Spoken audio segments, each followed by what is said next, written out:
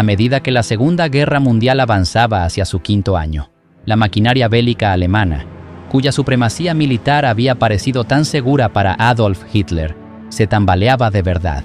La derrota en Stalingrado en febrero de 1943 le había costado muy caro a los nazis, y los aliados estaban en buena posición para sacar provecho de su ventaja.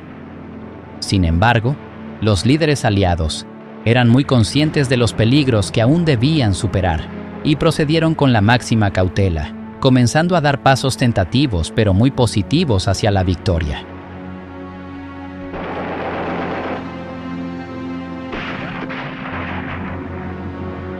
En julio de 1943, el progreso era ya muy evidente. En el mar, los aliados estaban ganando la batalla del Atlántico. Las medidas acordadas por el primer ministro británico Winston Churchill y el presidente estadounidense Franklin D. Roosevelt en la conferencia de Casablanca, 7 meses antes, para acabar con la amenaza de los submarinos, estaban dando ahora sus frutos. Para los alemanes, con la moral de las tripulaciones de los submarinos en picada, su comandante, el gran almirante Karl Dönitz, no tuvo más remedio que ordenarles que se retiraran de las principales rutas de convoyes en el Atlántico Norte. Pero para los aliados fue justo el impulso que necesitaban. El éxito contra los submarinos significaba que los británicos y los estadounidenses podían proceder a reunir fuerzas para la Operación Overlord, la invasión de Europa Occidental. En los cielos de Europa estaba en marcha la Operación Point Blank, el nombre en clave dado en la conferencia de Casablanca a una campaña de bombardeos ininterrumpidos contra la Alemania nazi y la Italia fascista. La Fuerza Aérea del Ejército de los Estados Unidos bombardeaba objetivos por toda Europa Occidental durante el día, mientras que la Real Fuerza Aérea continuaba por la noche.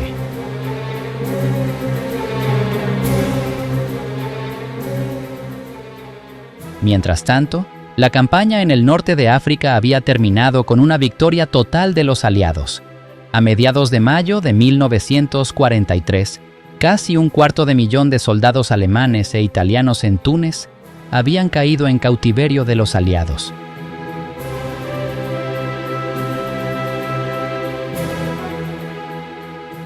Para la Alemania nazi, fue un desastre militar mayor que el de Stalingrado. Los planificadores militares británicos y estadounidenses estaban ahora ocupados preparándose para la siguiente etapa de la guerra, acordando una política de Hitler primero.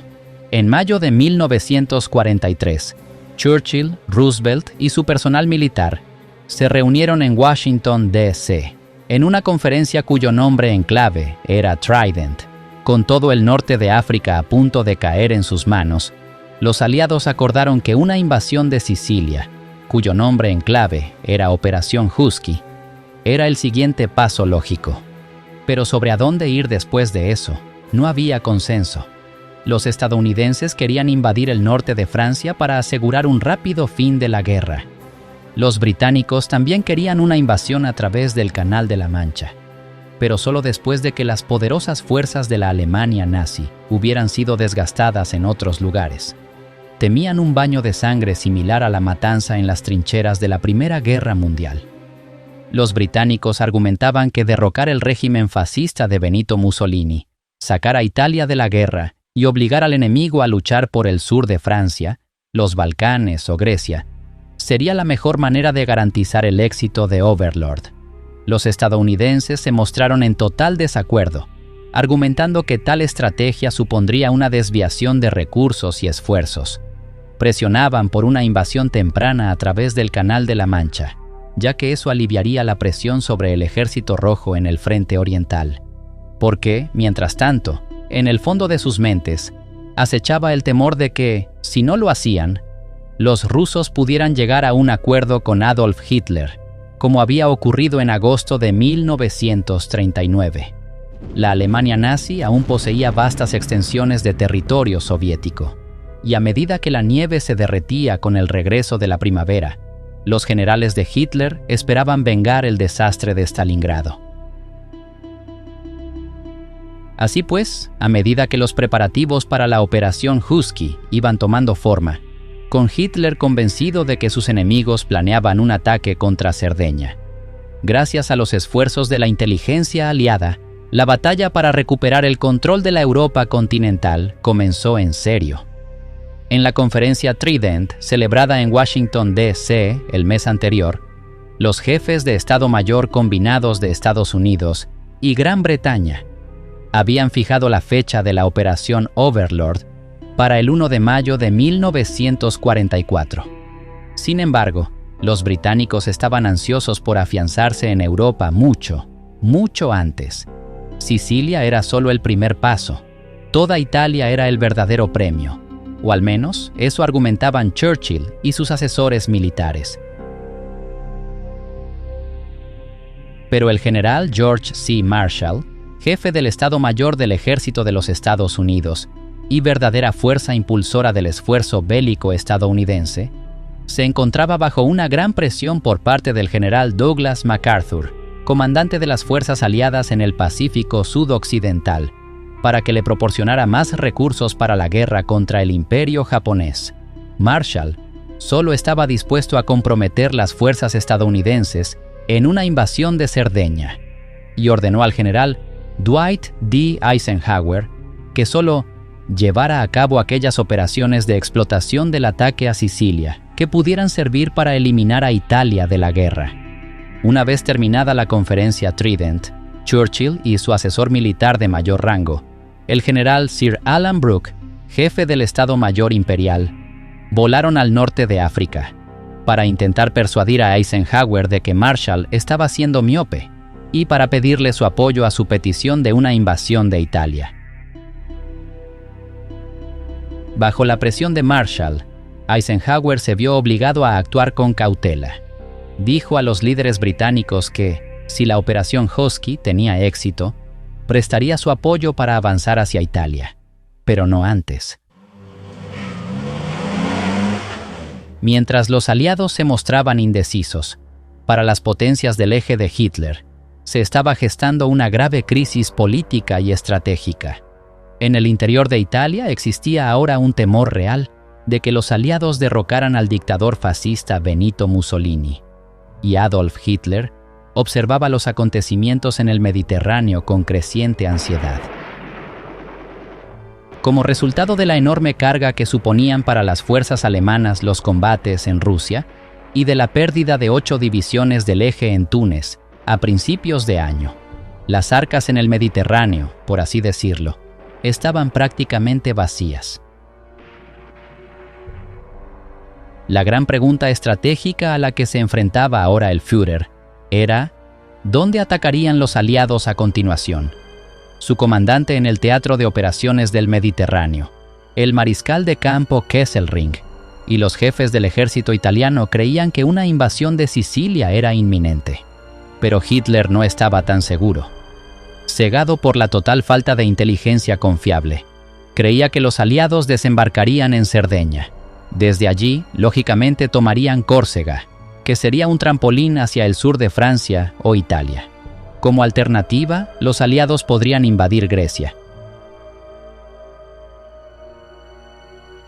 Hitler basó su razonamiento en la información obtenida de documentos de alto secreto, encontrados en un oficial de la Royal Marine, cuyo cuerpo había aparecido en una playa del sur de España, en abril de 1943.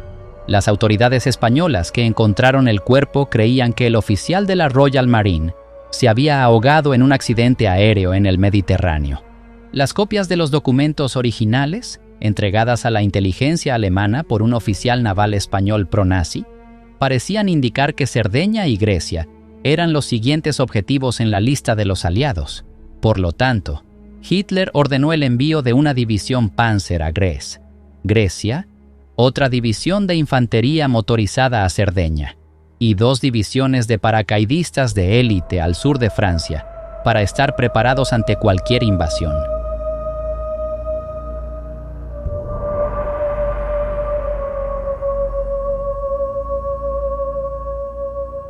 De hecho, todo el asunto fue el resultado de una notable operación de la inteligencia británica. ya que el marine real en cuestión había fallecido en realidad de neumonía en Gran Bretaña. Su cuerpo había sido arrojado al mar muy cerca de la costa española por un submarino de la Royal Navy, y todos los documentos y cartas que le habían colocado eran, por supuesto, falsos. Gracias a este ingenioso engaño, el ejército anglo-estadounidense de 500.000 de efectivos asignado a la Operación Husky superaría en número a las tropas del eje, que quedaban para defender Sicilia en una proporción de casi 2-1. De hecho, los alemanes solo contaban con 2 formaciones con efectivos insuficientes para repeler el ataque. Nada menos que 8 divisiones británicas, estadounidenses y canadienses estaban listas para atacar el primer día de la Operación Husky, lo que la convertía en la mayor operación militar emprendida por los aliados hasta la fecha en la guerra. De hecho, más hombres desembarcarían en Sicilia en las primeras 24 horas de esta invasión que los que desembarcarían en las playas de Normandía, en un periodo comparable el día D, casi un año después. Y lo que es más, otras 2 divisiones, una británica y otra estadounidense, reforzarían luego la cabeza de playa aliada en Sicilia, una vez que estuviera asegurada.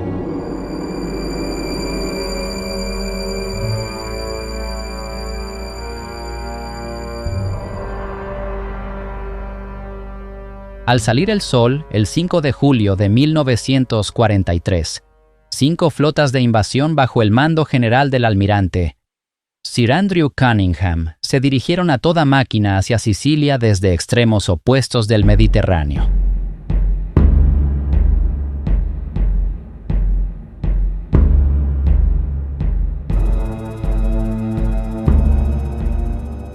Frente a la isla Fortaleza de Malta, menos de 24 horas antes de los desembarcos propiamente dichos, las flotas formaron 2 grupos. El primero era la Fuerza Operativa Oriental, al mando del vicealmirante de la Royal Navy Bertram Ramsay, compuesta por casi 1.700 buques de guerra, transportes de tropas y lanchas de desembarco, junto con 4 divisiones británicas y canadienses, bajo el mando del general Sir Bernard Montgomery. El segundo grupo era la Fuerza Operativa Occidental, al mando del vicealmirante Kent Hewitt de la Armada de los Estados Unidos, con otros 1.700 buques y 4 divisiones estadounidenses lideradas por el teniente general George S. Patton. Los planificadores de la Operación Husky tenían preparada otra sorpresa para las tropas del eje en la isla. Tropas de paracaidistas y planeadores, listas para aterrizar detrás de las playas de invasión, procedentes de la Primera División Aerotransportada Británica y la 82ª División Aerotransportada Estadounidense. Tras los exitosos pero costosos desembarcos aéreos alemanes en Creta, en mayo de 1941, los aliados habían formado varias divisiones de tropas de paracaidistas y planeadores, y la Operación Husky iba a ser su bautismo de fuego. Eisenhower, como siempre el profesional consumado, seleccionó a su segundo, el general Sir Harold Alexander, ampliamente conocido por su encanto y su sangre fría bajo el fuego enemigo, para que se hiciera cargo de la Operación Husky.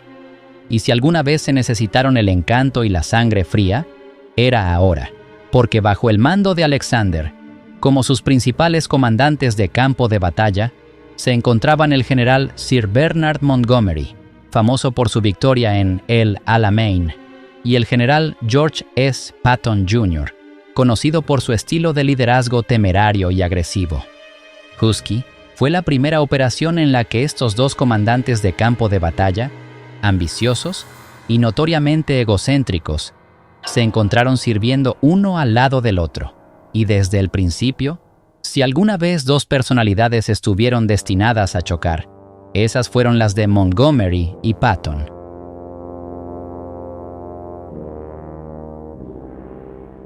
La invasión aliada de Sicilia comenzó en las primeras horas del 10 de julio de 1943.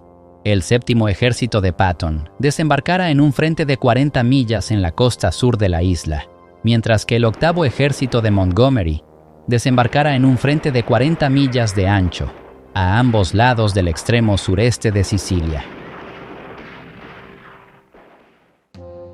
En las primeras etapas de la planificación de la Operación Husky, se había previsto que el objetivo principal de Patton fuera el puerto de Palermo, en la costa noroeste de Sicilia. Pero a los estrategas militares aliados les preocupaba que las tropas estadounidenses carecieran de la experiencia de combate necesaria para una operación tan audaz. En su lugar, al Séptimo Ejército de los Estados Unidos se le asignó la tarea de proteger el flanco izquierdo de Montgomery mientras avanzaba hacia Messina, para bloquear la retirada del eje. Para el general estadounidense, ampliamente conocido como Blood and Guts, Patton, esto solo podía describirse como un trapo rojo ante un toro, y estaba decidido a demostrar que los escépticos se equivocaban sobre el valor operativo de los hombres bajo su mando. A medida que la Operación Husky cobraba impulso, Patton pronto tuvo la oportunidad de demostrar su punto más allá de toda duda. Las cosas no podían haber ido mejor para la enorme flota de invasión anglo-estadounidense, ya que pudo acercarse a Sicilia prácticamente sin oposición. A pesar de que los submarinos alemanes lograron hundir 6 transportes de invasión y lanchas de desembarco, no había señales de aviones enemigos.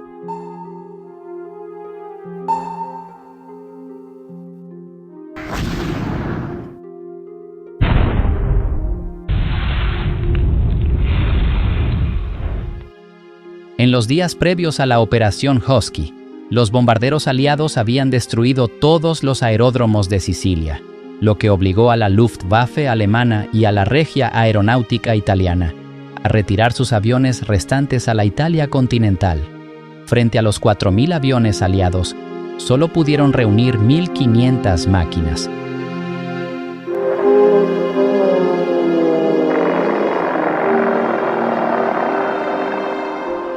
De hecho, la principal oposición a la Operación Husky provino del clima.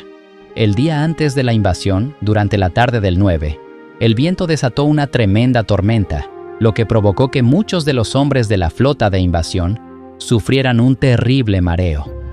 Afortunadamente, los fuertes vientos amainaron en las últimas horas antes de que las primeras tropas aliadas desembarcaran. Pero en los cielos de Sicilia había fuertes corrientes de aire que causaron estragos en las formaciones de aviones y planeadores que transportaban tropas en ruta hacia sus zonas de lanzamiento y aterrizaje. Los paracaidistas y los planeadores quedaron dispersos por todo el sur de la isla. 47 de los 134 planeadores británicos terminaron en el mar. Sin embargo, la repentina aparición de las tropas aerotransportadas que sí llegaron a su destino en Sicilia creó el caos detrás de las playas controladas por el enemigo. Foto 47. A las 2:45 de la madrugada del 10 de julio, al amparo de un devastador bombardeo naval, las primeras tropas de asalto aliadas desembarcaron vadeando. La estrategia de Eisenhower había permitido a los aliados establecer rápidamente su primer punto de apoyo en suelo europeo. Pero, aunque la fuerza de invasión sabía perfectamente que el enemigo se encontraba frente a ellos, no tenían ni idea de cuánta resistencia iban a encontrar.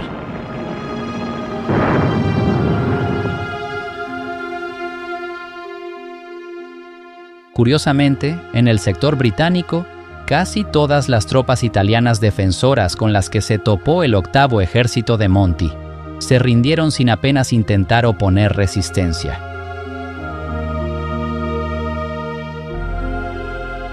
No es de extrañar que la mayoría de los hombres que servían en las 6 divisiones de defensa costera italianas de la isla fueran sicilianos. Sentían poco afecto por el régimen fascista de Mussolini y aún menos deseo de ver su patria destruida por los estragos de la guerra. En cuestión de horas, Montgomery tenía 4 divisiones en tierra, junto con la mayor parte de su armamento pesado. Sin embargo, Patton y los estadounidenses se encontraron con una oposición mucho más fuerte.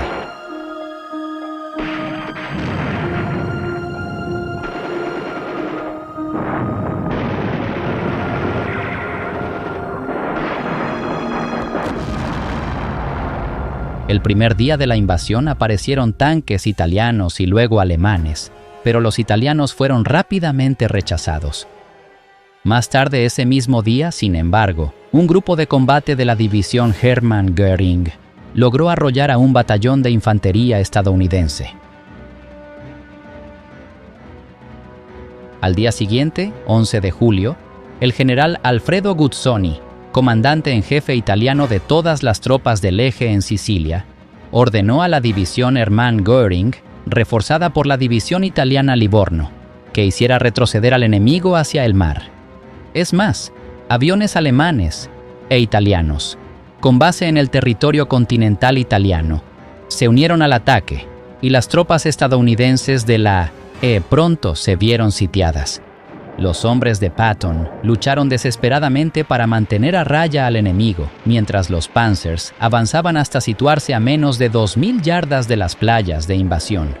Finalmente, la artillería terrestre y naval estadounidense frenó el ataque del Eje, y a la derecha de la cabeza de playa del Séptimo Ejército de los Estados Unidos, una fuerza de paracaidistas e infantería reunida apresuradamente detuvo otro contraataque alemán. El Séptimo Ejército de Patton sufrió 2.300 bajas durante las 24 horas más sangrientas de toda la campaña de Sicilia, y los estadounidenses sufrirían pérdidas aún más graves antes de que amaneciera el 12 de julio. Patton ordenó que aviones y planeadores que transportaban a 2.000 hombres reforzaran a la 82ª División Aerotransportada, y aunque 23 aviones fueron derribados, lo que causó la muerte de otros 200 paracaidistas estadounidenses, la amenaza en el sector estadounidense había pasado. Con las cabezas de playa aseguradas, los aliados no tardaron en introducir dos nuevos avances tecnológicos estadounidenses que acabarían desempeñando un papel fundamental en la derrota de Adolf Hitler: el buque de desembarco de tanques, o LST, como se le conocía oficialmente, y el camión de suministro anfibio de 2,5 toneladas, más confusamente conocido como DUKW, resultaron de un valor incalculable en la Operación Husky. Dada la necesidad de desembarcar hombres y municiones rápidamente, las fuerzas de invasión aliadas ya no tenían que depender de la captura temprana de un puerto controlado por el enemigo, algo que sería crucial en la Operación Overlord. Esta invasión planeada de Europa Occidental ya estaba cobrando impulso, y los ingenieros británicos estaban ocupados desarrollando un proyecto aún más ambicioso para asegurarse de que las tropas y los suministros aliados pudieran colocarse precisamente donde se necesitaban. Mulberry era el nombre en clave de un puerto flotante prefabricado capaz de subir y bajar con las mareas frente a la costa de Francia, pero se necesitaría mucho más trabajo para convertir ese audaz concepto en realidad.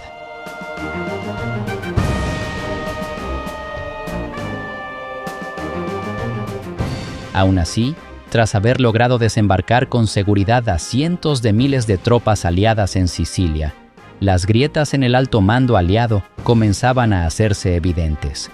Las tropas canadienses y británicas habían despejado rápidamente el extremo sureste de la isla, pero al avanzar hacia el norte, en dirección al puerto de Messina, para acorralar a todas las fuerzas del Eje del general Guzzoni, se encontraron con una fuerte resistencia alemana. Los tanques Panzer, reforzados por unidades de paracaidistas de élite llegadas en avión desde el sur de Francia, se interponían ahora en su camino.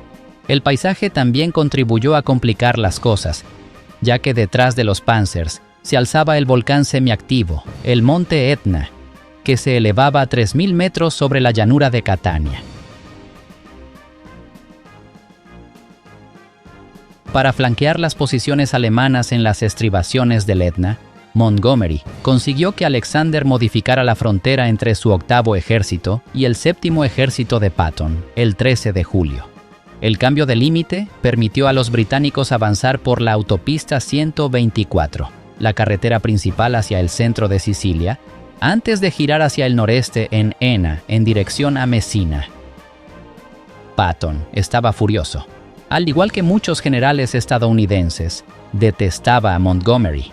Al redefinir los límites entre los ejércitos a favor de Montgomery, Alexander estaba relegando al séptimo ejército de los Estados Unidos al papel de escudo de flanco del octavo ejército. Patton decidió que la mejor manera de vengarse de Montgomery era la toma de Palermo, capital de Sicilia y uno de sus principales puertos. Con Palermo en manos estadounidenses y sus líneas de suministro aseguradas, podría entonces avanzar hacia el este, en dirección a Messina, y llegar allí antes que su rival británico. Para ablandar a Alexander, lo convenció de que aceptara un reconocimiento hacia la ciudad de Agrigento por parte de sus tropas. Una vez que Agrigento cayó el 15 de julio, Patton convenció a Alexander de que le permitiera avanzar hacia Palermo. Haciendo caso omiso de las dudas de su superior británico, Blood and Guts formó un cuerpo especial de 3 divisiones de rápido movimiento para tomar Palermo. Las tropas italianas con las que se encontraron en el camino hicieron muy poco por detenerlos. Palermo cayó el 22 de julio, y 48 horas después, todo el oeste de Sicilia y 53.000 soldados italianos estaban en manos del séptimo ejército de los Estados Unidos.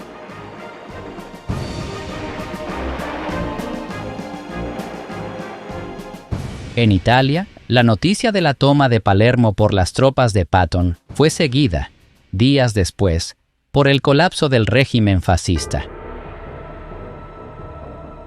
Aunque había sido dictador de Italia desde 1922, Benito Mussolini siempre había compartido el poder con el monarca italiano, el rey Víctor Manuel III, y el ejército italiano. Al rey y al ejército nunca les había gustado la alianza de Mussolini con Hitler. Ahora amenazaba con derribarlos a todos. La invasión aliada de Sicilia fue una advertencia para los conspiradores antifascistas de que se les acababa el tiempo. El golpe definitivo lo dio un gran bombardeo estadounidense sobre Roma el 19 de julio. El objetivo eran las principales estaciones de clasificación ferroviarias, pero muchas bombas cayeron fuera de objetivo, matando e hiriendo a cientos de civiles italianos. El ambiente en la ciudad era ahora muy hostil hacia el régimen fascista. El 24 de julio, Mussolini convocó al Gran Consejo Fascista en Roma para atajar la creciente crisis política. Para gran sorpresa de Mussolini, sus compañeros fascistas le informaron de que habían perdido la confianza en él y en su liderazgo. Y al día siguiente, el rey lo destituyó del cargo de primer ministro y ordenó su arresto. Sin que se disparara un solo tiro, el régimen fascista de Mussolini se derrumbó. El mariscal Pietro Badoglio, ex jefe del ejército italiano, asumió el cargo de primer ministro y, algo preocupado por no enemistarse con los alemanes, anunció que la guerra continúa al lado de nuestros aliados germánicos. La noticia de la caída de Mussolini llegó en un momento crítico de la campaña de Hitler en el este. Desde el 5 de julio, se había librado una titánica lucha a vida o muerte entre la Wehrmacht y el Ejército Rojo, bajo el calor abrasador de las estepas rusas. Pero, por primera vez en la campaña del Frente Oriental, las operaciones militares angloamericanas desempeñarían un papel crucial en la decisión de su resultado. Durante la mayor parte de los 5 meses anteriores, se había producido un estancamiento en el teatro de operaciones ruso.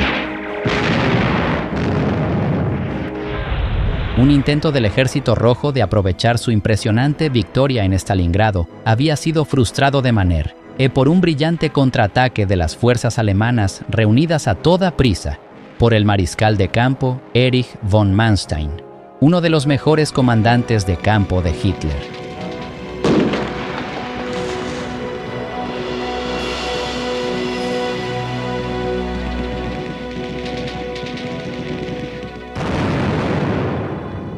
La ciudad de Kharkov, capturada por las fuerzas soviéticas en febrero, fue reconquistada por un cuerpo de Panzer de las Waffen-SS en marzo. Pero el Ejército Rojo había logrado aferrarse a un saliente de territorio de 120 millas de ancho y 90 millas de profundidad entre Orel, al norte, y Belgorod, al sur. En su centro se encontraba la ciudad de Kursk. A medida que el clima más cálido regresaba al frente ruso, Hitler y sus generales consideraban qué hacer a continuación. En sus mapas, podían ver que la línea del frente se extendía ahora desde Leningrado, en el norte, hasta Rostov del Don, en el sur. La protuberancia de Kursk y los ejércitos soviéticos apiñados en ella parecían estar listos para ser cosechados. El jefe del Estado Mayor del ejército alemán, el general Kurt Zeitzler, quería cortarla con un poderoso movimiento de tenaza. Lo mismo pensaban otros dos mariscales de campo clave de Hitler, Erich von Manstein y Hans von Kluge. Pero el Führer aún no estaba dispuesto a comprometerse. Tras la capitulación de las últimas fuerzas del Eje en Italia el 13 de mayo, ahora temía un desembarco anglo-estadounidense en Europa continental. ¿Debía la Wehrmacht intentar aniquilar el saliente de Kursk o debía esperar a que el Ejército Rojo lanzara su principal ofensiva de verano? Un gran ataque preventivo podría trastocar los propios planes de Stalin. Pero si los angloamericanos desembarcaban en Cerdeña, Grecia o Sicilia al mismo tiempo, Hitler no tendría reservas que destinar al teatro de operaciones del Mediterráneo. Por una vez, el Führer no se decidía. Su inspector de tropas blindadas, el famoso comandante de Panzers, el general Heinz Guderian, se oponía firmemente a las propuestas. Le preguntó a Hitler, ¿es realmente necesario atacar Kursk y, de hecho, atacar en el este año? ¿Crees que alguien sabe siquiera dónde está Kursk? Al mundo entero no le importa si capturamos Kursk o no. El Führer respondió, lo sé, solo de pensarlo se me revuelve el estómago. La ofensiva de Kursk, cuyo nombre en clave era Operación Ciudadela y que estaba prevista originalmente para el 4 de mayo, se pospuso repetidamente. Mientras tanto, la información transmitida al alto mando soviético por la inteligencia británica a través de la red de espionaje ficticia Lucy, con sede en Suiza, y las propias fuentes del Ejército Rojo, advirtieron a Stalin con suficiente antelación de los planes alemanes. Para el verano de 1943, la Wehrmacht y el Ejército Rojo podían desplegar aproximadamente 6 millones de soldados cada uno. Pero la Alemania nazi estaba perdiendo la carrera armamentística frente a la Unión Soviética. Día tras día, el equilibrio de fuerzas en el frente ruso se inclinaba de Hitler hacia Stalin. Para el ataque, la Wehrmacht estaba reuniendo nada menos que 50 divisiones, incluidas 17 divisiones Panzer, y lo que le daba un empuje adicional al ataque eran los nuevos tanques Tiger, los tanques Panther y los enormes cañones autopropulsados Ferdinand de 88 milímetros. En total, los alemanes desplegaron 900.000 hombres, 3.000 tanques y casi 2.800 aviones destinados a la Operación Ciudadela.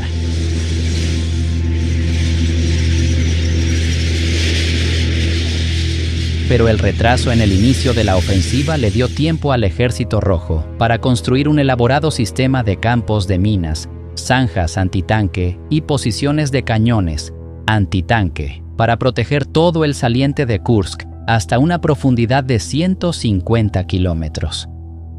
Para impedir cualquier avance del enemigo, Stalin había destinado nada menos que 1,3 millones de soldados, 3.600 tanques, 20.000 cañones y casi 2.800 aviones. Así pues, además de haber perdido la ventaja de la sorpresa, la Wehrmacht se encontraba en inferioridad numérica. No obstante, el 3 de julio, sin indicios de ningún movimiento importante de los aliados en el Mediterráneo, el Führer finalmente dio luz verde a la Operación Ciudadela.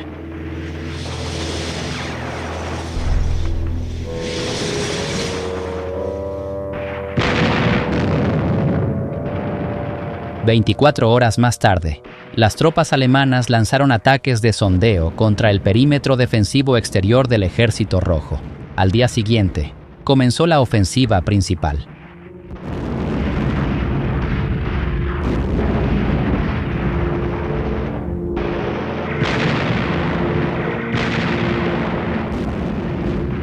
en el frente del Grupo de Ejércitos Centro, el 9º Ejército, al mando del general Walter Model, formaba la tenaza norte de la Operación Ciudadela. Los tanques lucharon por romper las defensas soviéticas en un frente de 30 millas de ancho, pero después de 4 días, el ataque se estancó. En el sur, el 4º Ejército Panzer y el destacamento del Ejército Kempf abrieron una brecha de 30 kilómetros de ancho. Para el 12 de julio, estaban a punto de romper las defensas soviéticas. Ese día tuvo lugar la mayor batalla de tanques del mundo hasta la fecha, cuando 2 ejércitos de tanques, uno alemán y otro soviético, se enfrentaron en Prokhorovka. Foto 48. Durante 8 horas, miles de hombres sudorosos y aterrorizados se encerraron en sus máquinas fuertemente blindadas, lanzándose proyectiles de acero unos a otros bajo un calor cegador y un polvo asfixiante. Cientos murieron, con sus cuerpos destrozados por fragmentos de acero fundido o incinerados por la explosión de combustible y municiones.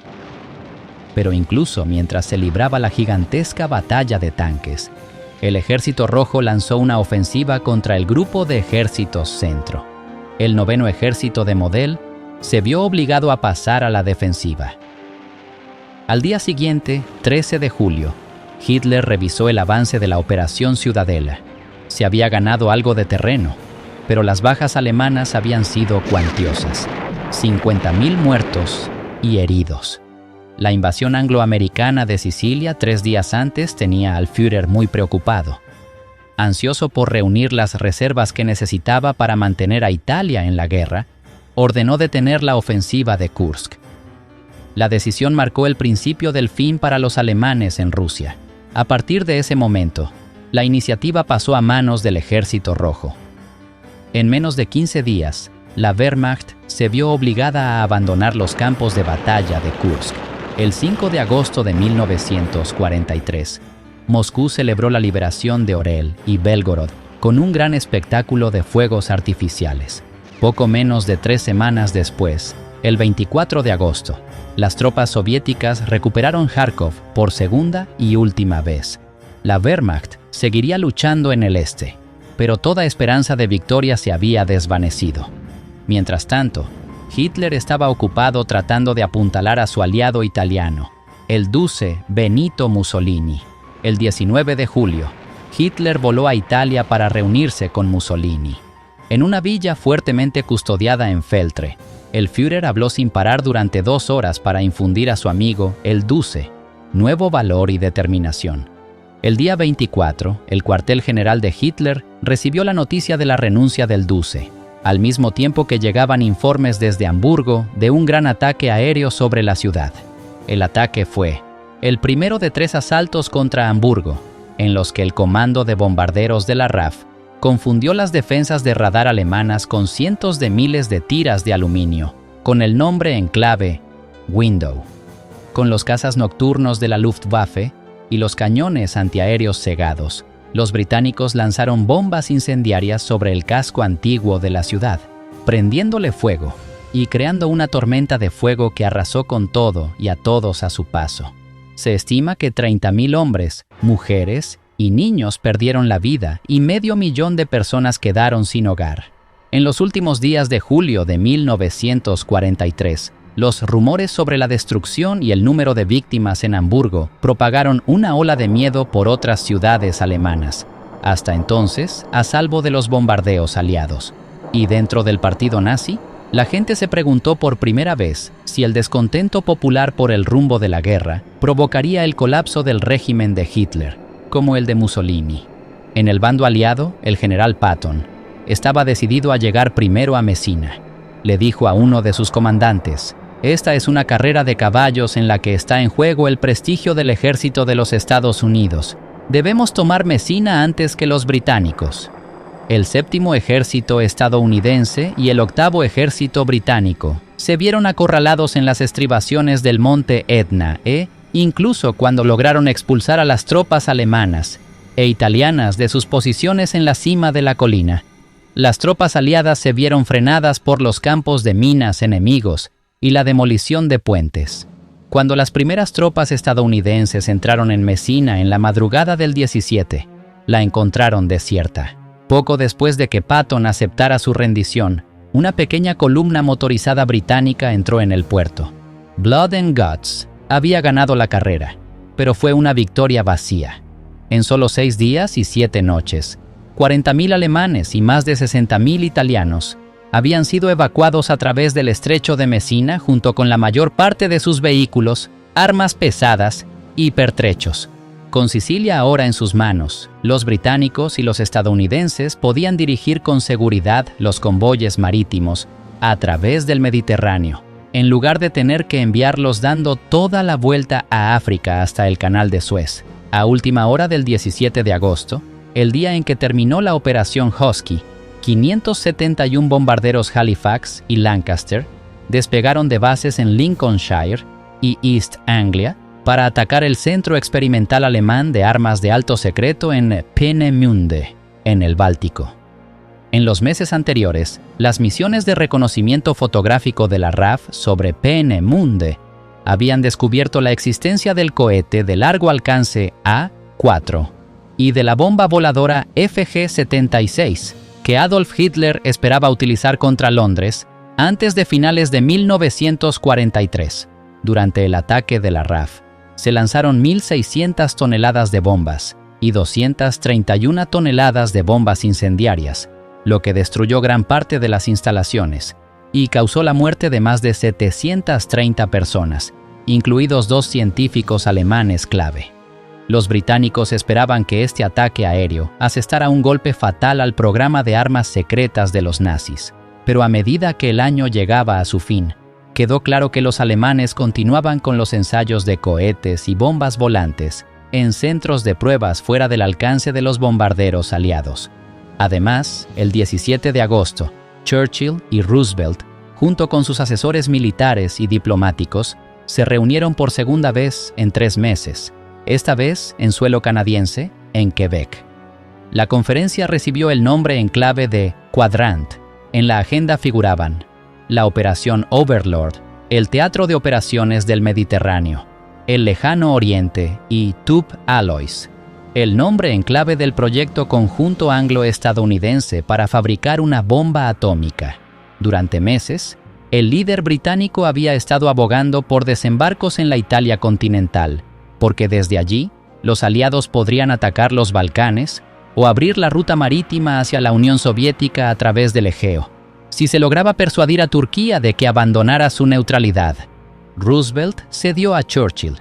Una vez que las tropas aliadas se establecieron firmemente en Sicilia, se ordenó a Eisenhower que comenzara a planificar una invasión de Italia. El derrocamiento de Mussolini hizo que el proyecto fuera urgente, pero había un límite de tiempo, ya que muchas de las embarcaciones de invasión proporcionadas por los estadounidenses debían ser transferidas al Pacífico.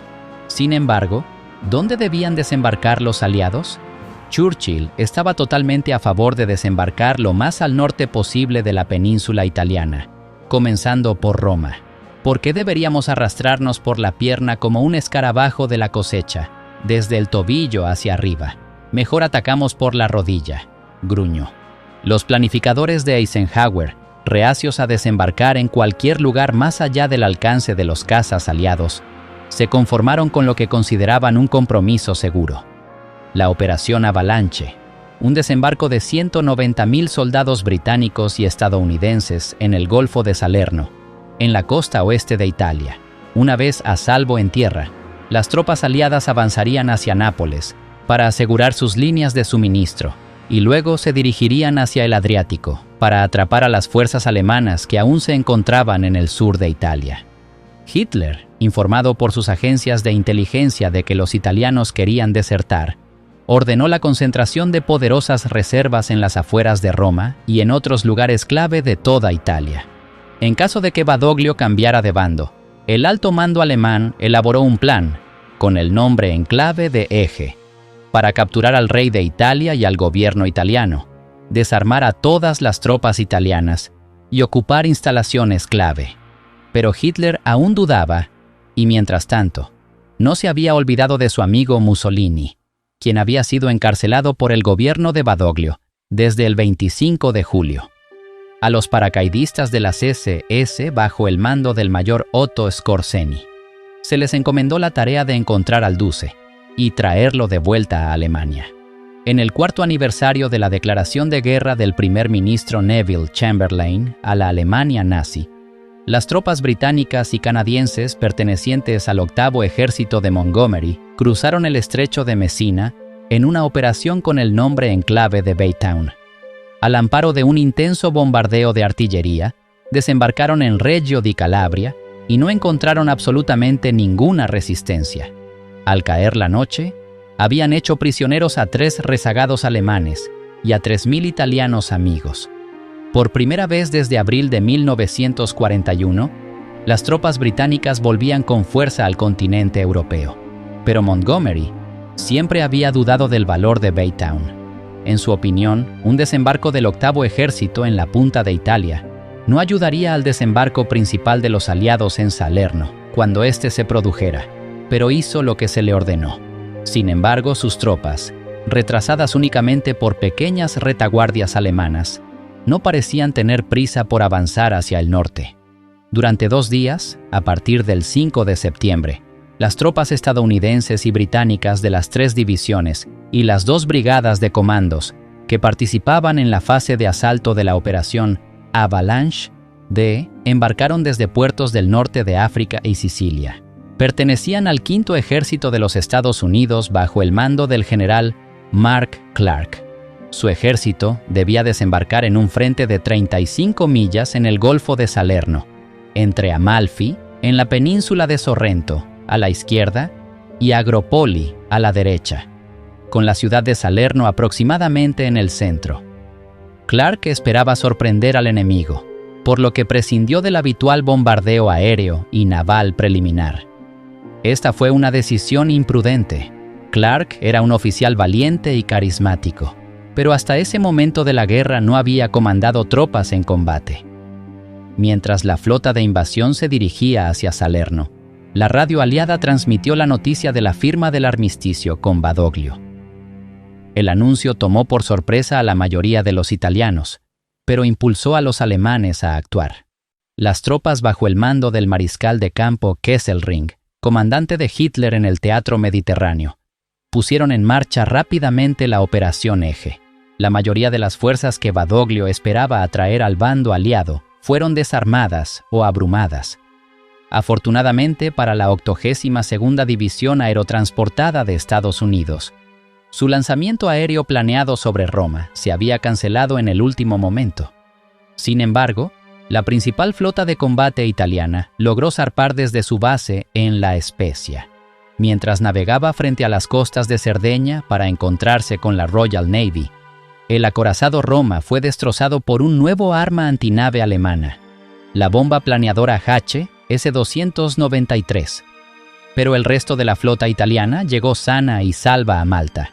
El 11 de septiembre, el almirante Sir Andrew Cunningham, comandante en jefe de la flota del Mediterráneo de la Royal Navy, envió un mensaje al almirantazgo en Londres. Me complace informar a sus señorías de que la flota de combate italiana se encuentra ahora anclada bajo el fuego de la fortaleza de Malta. En las 12 horas previas a su desembarco en el Golfo de Salerno, los 80.000 soldados aliados que participaban en la fase de asalto de la Operación Avalanche descubrieron, para su consternación, que el enemigo sabía que se acercaban, ya que los bombarderos de la Luftwaffe lanzaron ataques esporádicos contra la flota de invasión. Antes del amanecer del 9 de septiembre, las primeras oleadas de tropas británicas y estadounidenses subieron a sus lanchas de desembarco y al acercarse a las playas de invasión, se vieron sometidas a un intenso fuego enemigo. En el sector británico, los buques de guerra que apoyaban el desembarco de las divisiones 46ª y 56ª bombardearon las defensas costeras enemigas. Pero en el sector estadounidense de Paestum, el comandante de la 36ª División de Texas, que entraba en acción por primera vez, obedeció la orden de Clark de no lanzar un bombardeo de artillería de apoyo sobre la costa. Como resultado, los tejanos sufrieron numerosas bajas. El mariscal de campo Kesselring había adivinado correctamente la ubicación del desembarco principal de los aliados en Italia. Para frustrarlo, había desplegado 6 divisiones al mando del general Heinrich von Vietinghoff, comandante del 10º Ejército, a poca distancia de Salerno. Pero al principio, los desembarcos aliados fueron bien. Los Rangers estadounidenses y los comandos del ejército británico capturaron rápidamente la ciudad de Salerno y tomaron los pasos de montaña que conducían a Nápoles, en el flanco izquierdo del 5º Cuerpo del Ejército de los Estados Unidos. Sin embargo, las 3 divisiones de asalto pronto se vieron envueltas en una dura batalla a medida que avanzaban hacia el interior. Las fallas de la Operación Avalanche comenzaron a hacerse evidentes. La cabeza de playa del 5º Ejército de los Estados Unidos era demasiado amplia para solo 3 divisiones de asalto, y los veteranos de combate de von Vietinghoff se movieron rápidamente para aprovechar la brecha entre los británicos a la izquierda y los estadounidenses a la derecha. Los Rangers y los comandos que defendían los pasos de montaña se encontraron peligrosamente expuestos a los ataques de sondeo del enemigo.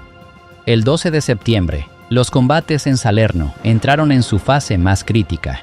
Los alemanes estaban decididos a eliminar la cabeza de playa del 5º Ejército de los Estados Unidos, antes de que el 8º Ejército de Montgomery tuviera tiempo de reforzarla desde el sur. En las siguientes 72 horas, los feroces contraataques lanzados por los grupos de combate alemanes casi lograron empujar a los estadounidenses al mar. Pero el enemigo fue repelido por la propia artillería del 5º Ejército de los Estados Unidos y los cañones de los buques de guerra aliados que se encontraban frente a la costa. Se enviaron refuerzos aliados a Salerno y el momento de crisis pasó.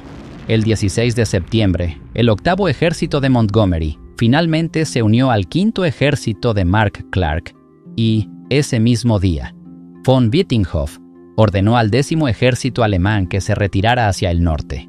La dura prueba del 5º Ejército de Estados Unidos en Salerno había terminado por fin. Como de costumbre, los alemanes llevaron a cabo una retirada hábil. No fue hasta la tarde del 1 de octubre de 1943 que unidades de la 7ª División Blindada Británica entraron en Nápoles, lo cual era, por supuesto, el objetivo principal de la Operación Avalanche. La operación había terminado. Le había costado a los aliados más de 12.000 bajas, incluyendo 2.000 muertos y 3.500 desaparecidos. Pero las fuerzas de von Vietinghoff, superadas en número y armamento, sobrevivieron para seguir luchando. Lo mismo ocurrió con el amigo y aliado de Adolf Hitler, Benito Mussolini. Los aliados habían dado sus primeros pasos tentativos en el continente europeo, pero la lucha por las entrañas de Europa, como a Churchill le gustaba llamar a Italia, apenas estaba comenzando.